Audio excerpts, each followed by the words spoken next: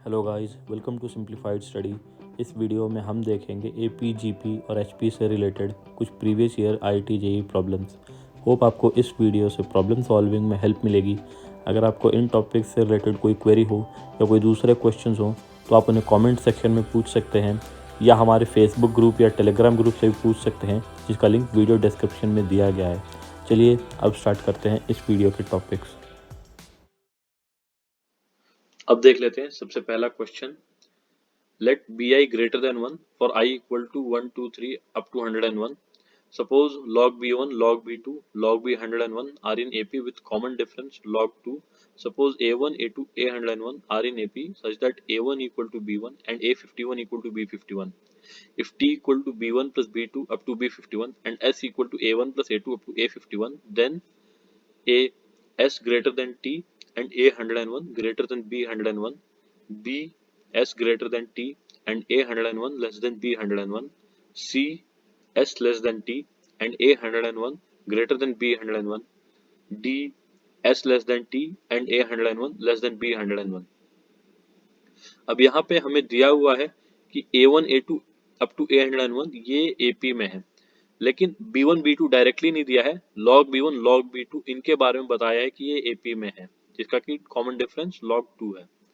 तो यहाँ पे हम log की प्रॉपर्टी का इस्तेमाल करेंगे, log B2 minus log B1 जो कि होगा equal to log of B2 by B1 दिया हुआ है इक्वल टू log 2 है। तो इस वजह से B2 बाई B1 ये हो जाएगा हमारा 2, तो B2 हो जाएगा 2 टाइम्स B1। इसी तरह से B3 हो जाएगा हमारा 2 टाइम्स B2 जो कि हो जाएगा इक्वल टू 4B1। तो जैसा कि हम देख सकते हैं कि B2 by B1 equal to B3 by B2 equal to 2 है। तो इस वजह से ये एक जीपी है जिसका कि कॉमन रेशियो 2 है। एक चीज हम और देख सकते हैं कि जो B51 है वो हो जाएगा 2 to the power 50 into B1 जो कि ग्रेटर देन B1 होगा। तो इस वजह से क्योंकि A51 इक्वल टू B51 है, इस वजह से A51 भी ग्रेटर देन A1 होगा। इसका मतलब कि जो टर्म्स हैं ये A1 A2 ये इंक्रीज हो रहे हैं, इसका मतलब इनका जो कॉमन डिफरेंस है वो ग्रेटर देन 0 होगा। ये चीजें हमने यहाँ पे इसलिए फाइंड आउट की हैं क्योंकि हमें इनके बीच में देखना है कि ये ज्यादा बड़ा कौन है, sum of AP sum of GP और इनके 101 टर्म AP और GP वाले। तो इस वजह से हमें पता होना चाहिए कि इनका पैटर्न क्या है। अब इसको इवेल्युएट करने के दो तरीके हैं।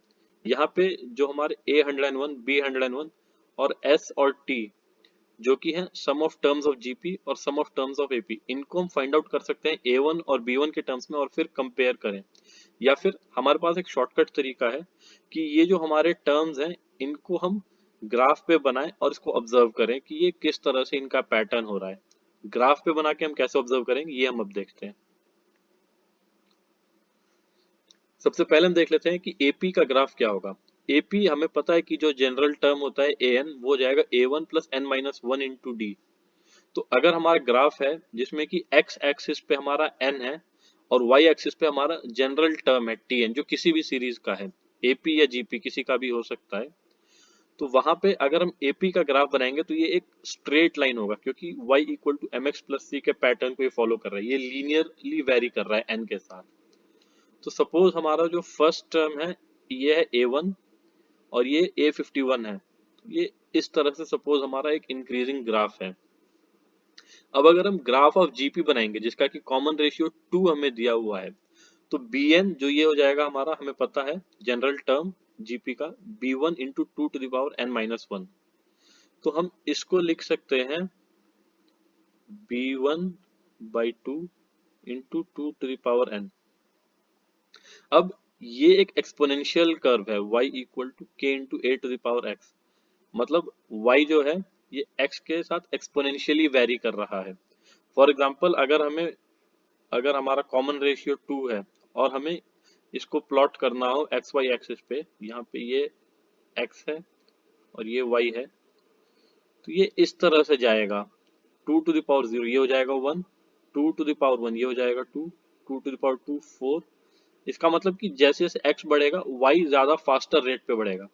अब दिया हुआ है कि A1 इक्वल टू B1 है और A51 इक्वल टू B51 है, तो इस वजह से हम ग्राफ को इस तरह से बनाएंगे कि ये जो दोनों पॉइंट हैं ये दोनों के कॉमन हो। तो जैसा कि हम देख सकते हैं अगर इन दोनों को कॉमन होना है तो जीपी जो है इनिशियली लो रहेगा, एपी हाई रहेगा, और बाद में जीपी जो है वो हमारा हाई हो जाएगा, एपी लो रहेगा।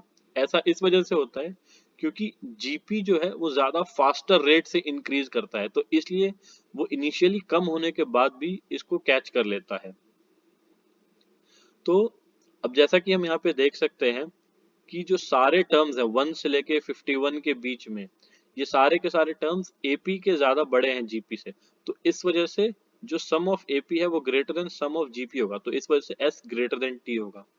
इसके बाद जब n इक्वल टू 101 है तो जैसा कि हम देख सकते हैं कि यहाँ पे जो हमारा जीपी का 101th टर्म है वो greater then 101th term of AP है। ये हमारा जीपी का टर्म है और ये हमारा एपी का टर्म है, तो इस वजह से B101 ग्रेटर देन A101 होगा, तो ये हमारा करेक्ट ऑप्शन होगा S greater than T and B101 greater than A101। अब नेक्स्ट क्वेश्चन देख लेते हैं।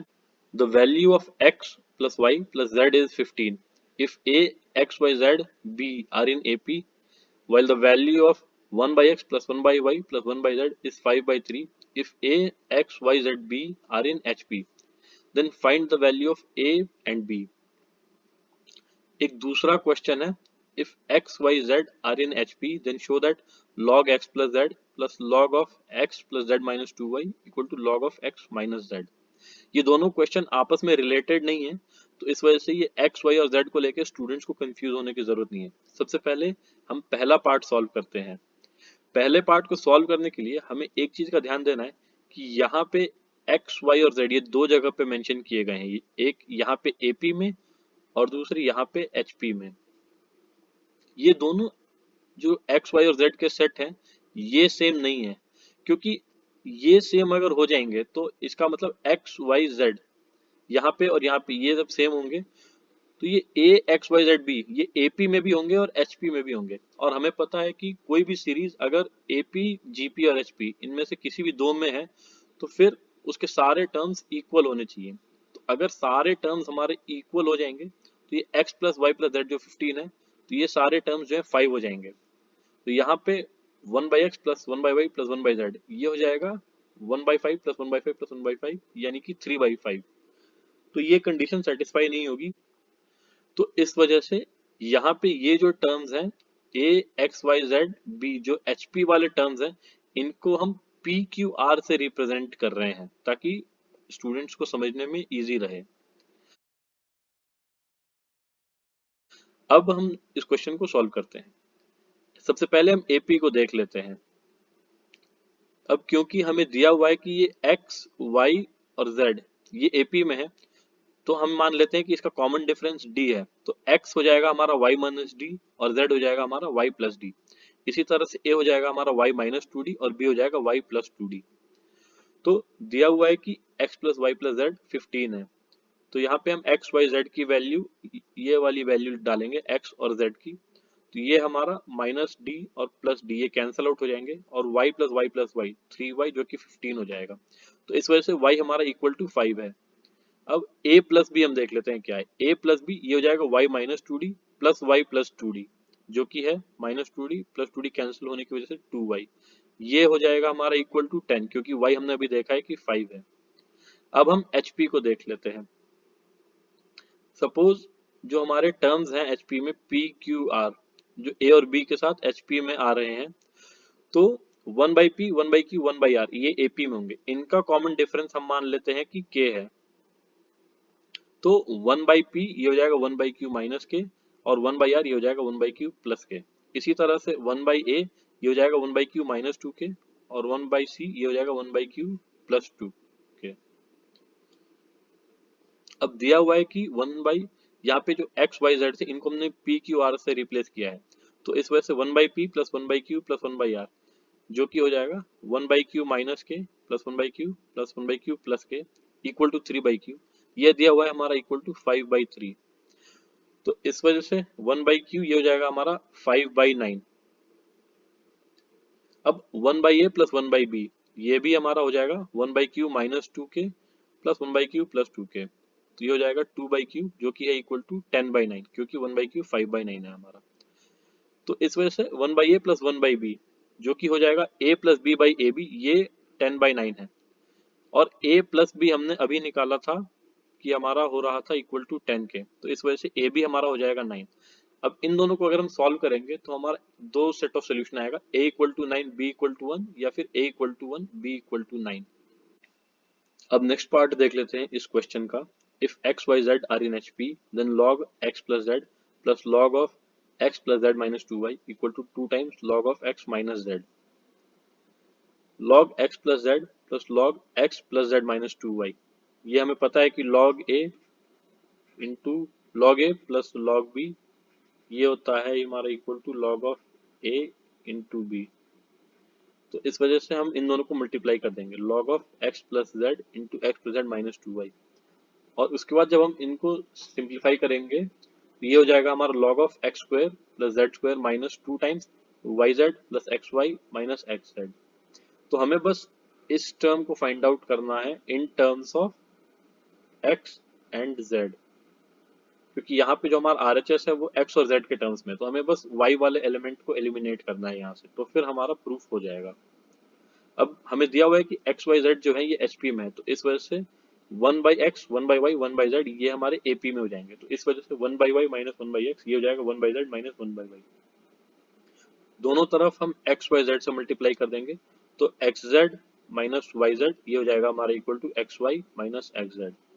तो इस वजह से yz plus xy minus xz ये हो जाएगा हमारा equal to xz।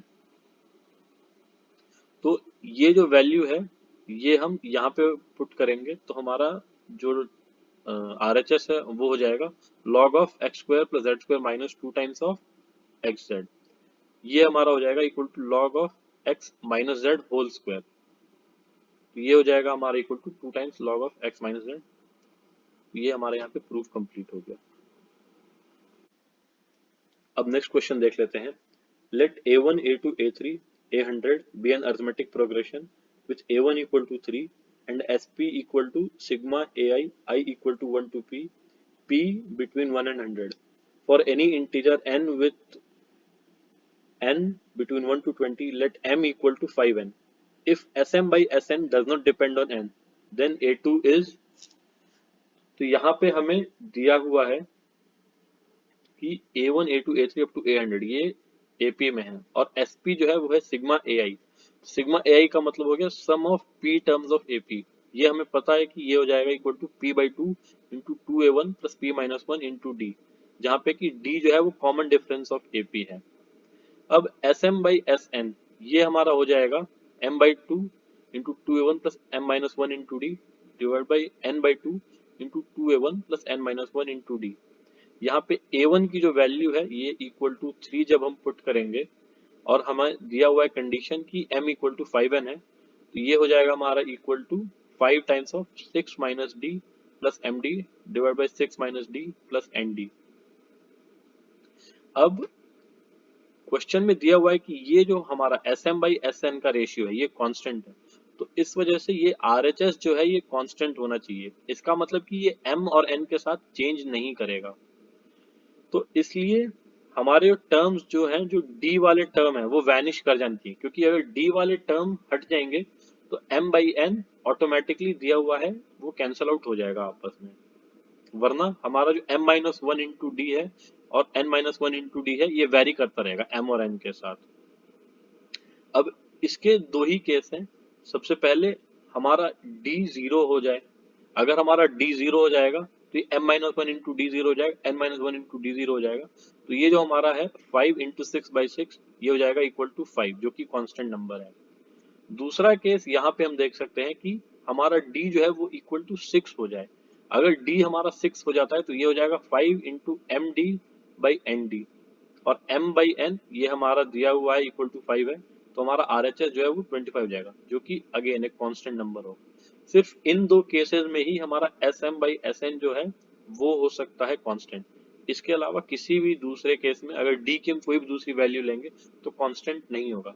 For example अगर हम ले लेते हैं हमारा d इक्वल टू 3, तो ये जो टर्म है ये हमारा हो जाएगा 5 into 3 plus MD divide by 3 plus ND, और M की जगह पे हम लिख देंगे 5N, तो ये हो जाएगा 5 into 3 plus 5ND divide by 3ND। तो जैसा कि हम यहाँ पे देख सकते हैं, ये हमारा हमेशा n के साथ वेरी करेगा, ये नंबर तो कांस्टेंट नहीं रहे। तो इस वजह से d की सिर्फ दो वैल्यू पॉसिबल है, या तो ये 0 होगा या फिर ये 6 होगा। तो अगर हमारा d 0 होता है तो हमारा a2 जो है वो भी इक्वल टू 3 हो जाएगा, और अगर हमारा d 6 होता है तो a2 हमारा 9 हो जाएगा।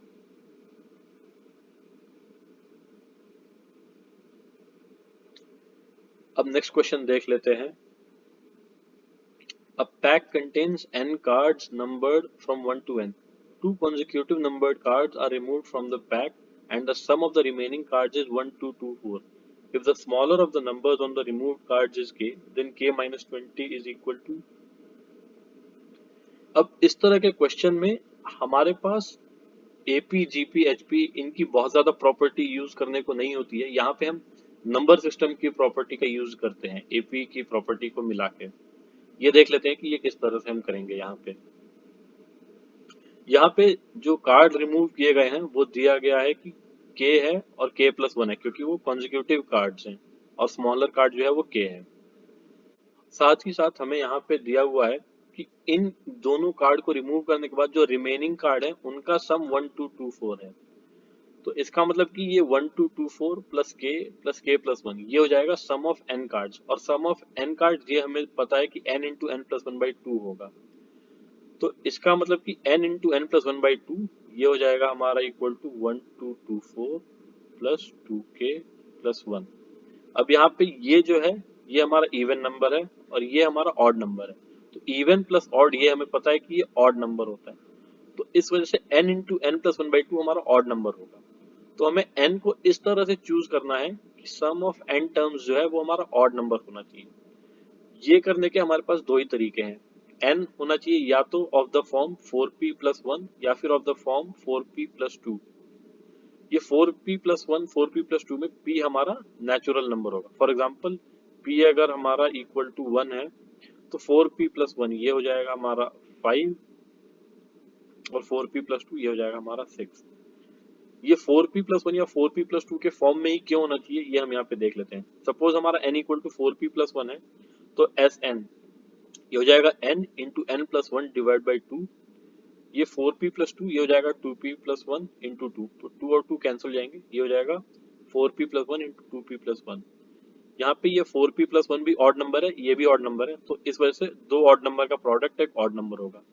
इसी तरह से अगर हमारा n 4p प्लस 2 के फॉर्म में होता है तो again n into n plus 1/2 ये हो जाएगा ऑड इंटू ऑड यानी कि ऑड नंबर। तो इसका मतलब कि हमारा n जो है वो इन्हीं दोनों फॉर्म का होना चाहिए। एक चीज और है यहाँ पे कि n जो सम ऑफ n टर्म्स है वो ग्रेटर देन 1 2 2 4 होना चाहिए हमारा।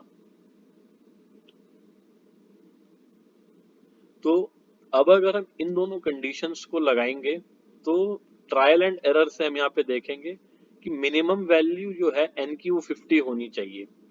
50 से छोटा अगर हो, सपोज हम ले लेते हैं कि p हमारा इक्वल टू 11 है, तो n जो है वो हो जाएगा हमारा 4 इंटू 11 प्लस 1 या 4 इंटू 11 प्लस 2, ये हो जाएगा 45 और ये हो जाएगा 46। तो सम ऑफ 45 टर्म्स और सम ऑफ 46 टर्म्स ये अगर हम निकालेंगे तो ये लेस देन 1 2 2 4 हो जाएगा, तो इस वजह से ये पॉसिबल नहीं है। तो इस वजह से मिनिमम जो सम आ रहा है वो 50 टर्म्स का सम होना चाहिए, सो दैट जो हमारा सम है वो ग्रेटर देन 1 2 2 4 हो। अब अगर n इक्वल टू हम 50 रखते हैं तो हमारा Sn जो है वो हो जाएगा 1275। ये बहुत इजीली कोई भी कैलकुलेट कर सकता है। n की वैल्यू यहाँ पे डालेंगे 50 तो ये हो जाएगा 1275। अब अगर n हमारा 1275 है तो ये जो हमारी इक्वेशन है n into n plus 1/2 equal to 1 2 2 4 plus 2k plus 1, ये हम जब सॉल्व करेंगे तो हमारा k आ जाएगा इक्वल टू 25। अब अगर हम ये जो 50 है 50 से नेक्स्ट हायर वैल्यू के लिए जाते हैं तो 50 है हमारा 4 into 12 plus 2, next higher value हो जाएगी हमारी 4 इंटू 13 प्लस 1 यानी कि 53। तो उस केस में Sn जो है वो है हमारा 1431। लेकिन इस Sn के लिए जब हम k की वैल्यू कैलकुलेट करेंगे तो वो आ रही है हमारी 103। लेकिन जो हाईएस्ट नंबर ऑफ कार्ड है वो 53 तक है, तो इस वजह से 103 और 104 नंबर कार्ड हमारे पास अवेलेबल ही नहीं है रिमूव करने के लिए। तो इस वजह से n इक्वल टू 53 पॉसिबल नहीं है। तो इस वजह से जो n है, जो नंबर ऑफ कार्ड्स है वो हमारे 50 होंगे, जिसके वजह से k जो है वो हमारा हो जाएगा इक्वल टू 25। तो क्वेश्चन में पूछा हुआ है k माइनस 20, k माइनस 20 ये हो जाएगा हमारा इक्वल टू 5। तो इस तरह से यहाँ पे हमने ये एक क्वेश्चन था जिसको कि सिर्फ नंबर सिस्टम और एपी की प्रॉपर्टी का यूज करके इतनी जल्दी सॉल्व कर लिया। यहाँ पे स्टूडेंट्स को ऐसा लग सकता है कि इसको सॉल्व करने में बहुत ज़्यादा टाइम लगा है यहाँ पे, लेकिन एक्चुअली में ये टाइम जो है ये एक्सप्लेन करने के लिए लगा है, सॉल्व करने के लिए नहीं। अगर इसको सिर्फ सॉल्व करना हो अपने आप इस लॉजिक के बेसिस पे तो ये हार्डली 1 या 2 मिनट में सॉल्व हो जाएगा इस लॉजिक से। अब नेक्स्ट क्वेश्चन देख लेते हैं। Let a, b, c be positive integers such that b by a is an integer. If a, b, c are in geometric progression and the arithmetic mean of a, b, c is b plus 2, then the value of a square minus a plus 14 by a plus 1 is।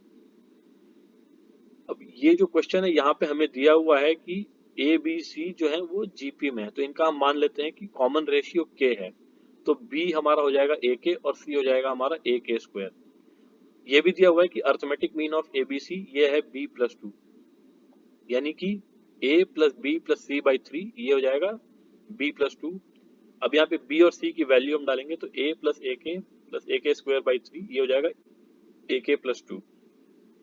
तो a plus A k square ये हो जाएगा 3ak plus 6। इसको हम solve करेंगे तो ये हो जाएगा a k square minus 2ak plus a minus 6 equal to 0।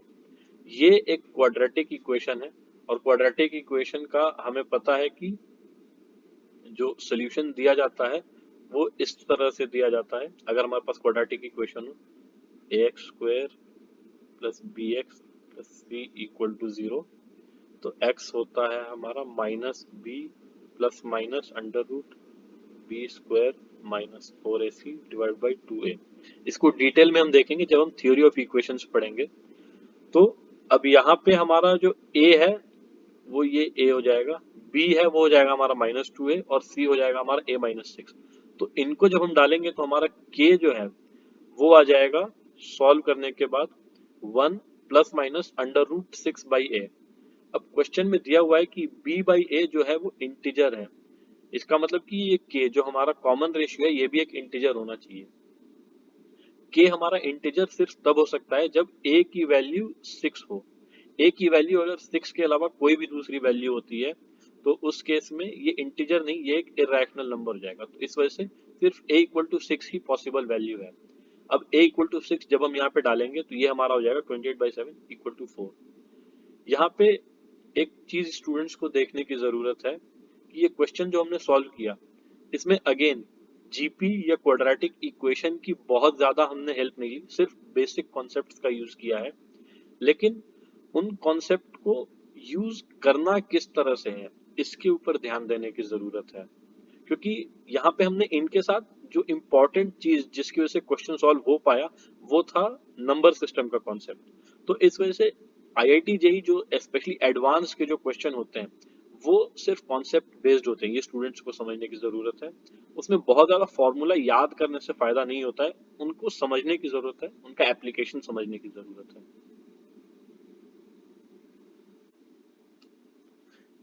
अब नेक्स्ट क्वेश्चन देख लेते हैं। Suppose that all the terms of an arithmetic progression are natural numbers if the ratio of the sum of the first 7 terms to the sum of the first 11 terms is 6:11 and the 7th term lies in between 130 and 140, then the common difference of this AP is।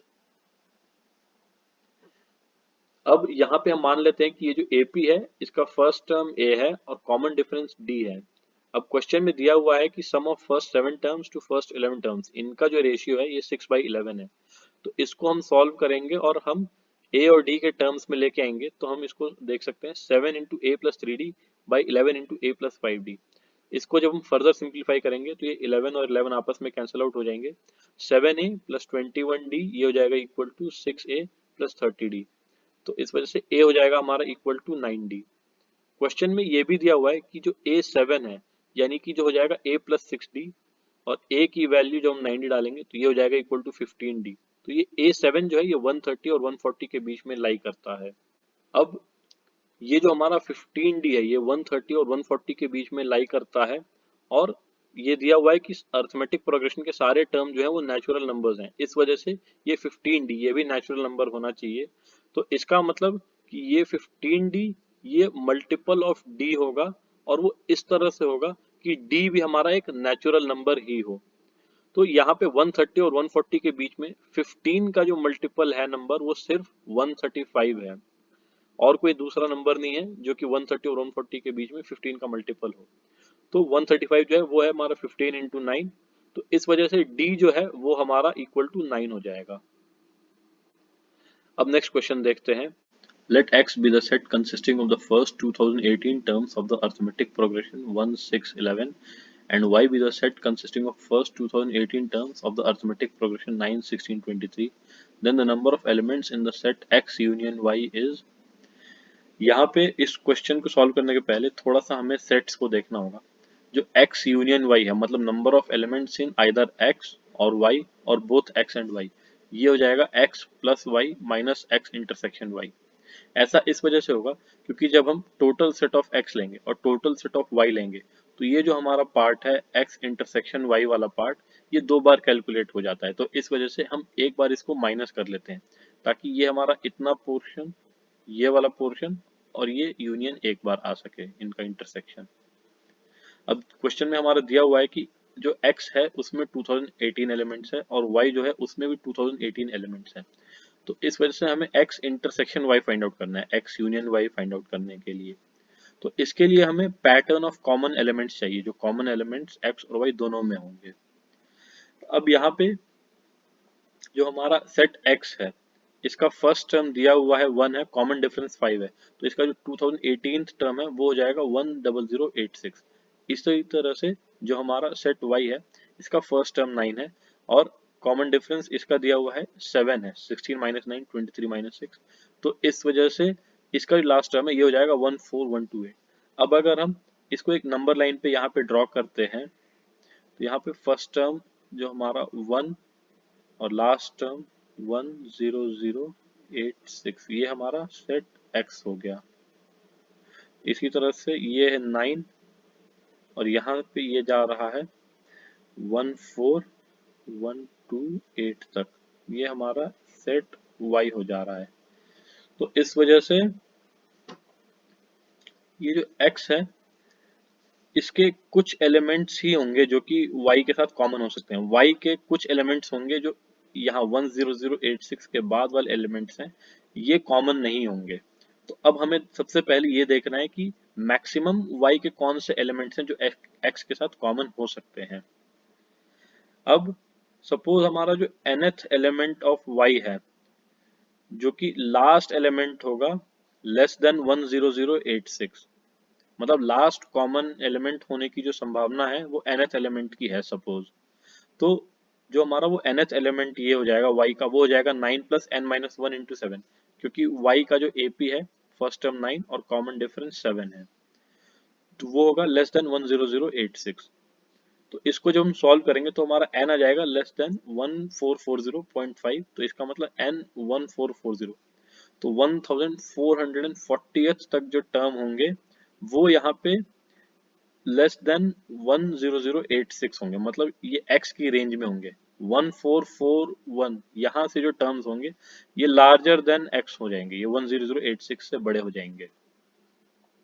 अब इसके बाद हमें pattern देखना है common elements का, तो हम यहाँ पे सबसे पहले देखेंगे कि एलिमेंट्स कॉमन हो किस तरह से रहे हैं।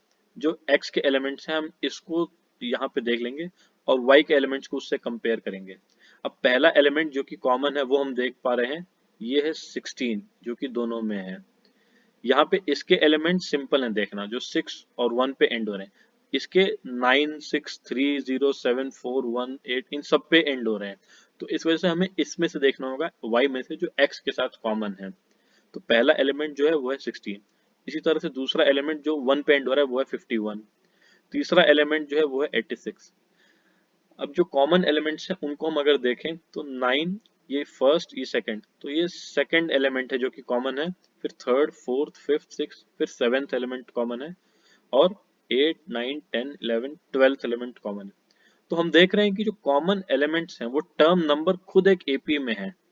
जो सेकंड, फिर सेवेंथ, फिर 12th, फिर 17, इस तरह से ये जो सीरीज हमें मिल रही है, जो हमें पैटर्न चाहिए था वो यहाँ पे हमें मिल गया है। यहाँ पे फर्स्ट टर्म जो है इस सीरीज का वो है 2 और कॉमन डिफरेंस हमारा 5 हो जा रहा है। अब हमें इस एपी का लास्ट टर्म फाइंड आउट करना है, तो वो हो जाएगा हमारा total number of common elements. अब इस एपी का जो भी हमारा लास्ट टर्म होगा वो इस 1440 से कम होना चाहिए। ऐसा क्यों होगा ये हम देख लेते हैं। सपोज जो rth एलिमेंट है इस सीरीज का, वो अगर इस 1440 से बड़ा हो जाता है तो वो फिर इस रेंज में चले जाएगा, तो वो कॉमन एलिमेंट रहेगा ही नहीं। तो इस वजह से वो इस 1440 से कम होना चाहिए। तो सपोज जो हमारा वो rth एलिमेंट है वो हम इस तरह से लिखते हैं 2 प्लस आर माइनस 1 इंटू 5, क्योंकि वो इस सीरीज का पार्ट है तो वो लेस देन 1440 होना चाहिए। तो इस वजह से जो हमारा r है वो आ जा रहा है, हम देखेंगे इसको सॉल्व करके, 288.6। अब ये 288.6 जो है तो ये 289 नहीं हो सकता है, तो इस वजह से r जो है वो 288 होगा। तो इसका मतलब कि जो 2, 7, 12, 17 ऐसे करते करते टोटल 288 टर्म्स होंगे जो कि कॉमन होंगे इन दोनों में ही, x और y इन दोनों में। जो 289th एलिमेंट होगा इस सीरीज का वो इस 1440 से बड़ा हो जाएगा, तो इस वजह से वो कॉमन रेंज के बाहर चले जाएगा। तो हम जैसा कि हमने यहाँ पे देख लिया कि 288 कॉमन टर्म्स हैं। 288 कौन कौन से टर्म्स होंगे? Second term, seventh term, 12th term, 17th term, इसी तरह से 10th टर्म। और अगर हम ये 288th टर्म अगर हम निकालते हैं तो वो हो जाएगा 2 प्लस 288 माइनस 1 इंटू 5। ये हो जाएगा हमारा इक्वल टू 1437। अब इसका अगर हम नेक्स्ट टर्म देखें तो इसी सीरीज का वो हो जाएगा 1442। 1442 टर्म जो y का है वो लेकिन ग्रेटर देन 1440 हो रहा है, तो इस वजह से वो यहां से बाहर हो जाएगा और इस वजह से वो कॉमन टर्म नहीं बन सकता है। तो अब हमारे पास x जो था उसमें 2018 एलिमेंट्स थे, y जो था 2018 एलिमेंट्स था, और जो कॉमन एलिमेंट है वो हमने देख लिया कि 288 है। तो इस वजह से हमारा x यूनियन y जो है वो इस फॉर्मूला से हमारा निकल जाएगा 2018 प्लस 2018 माइनस 288, जो कि आ रहा है 3748। तो इस वजह से इस क्वेश्चन का आंसर हो जाएगा 3748। लेटेस्ट वीडियोज़ के लिए हमारे चैनल को सब्सक्राइब कीजिए। Thank you.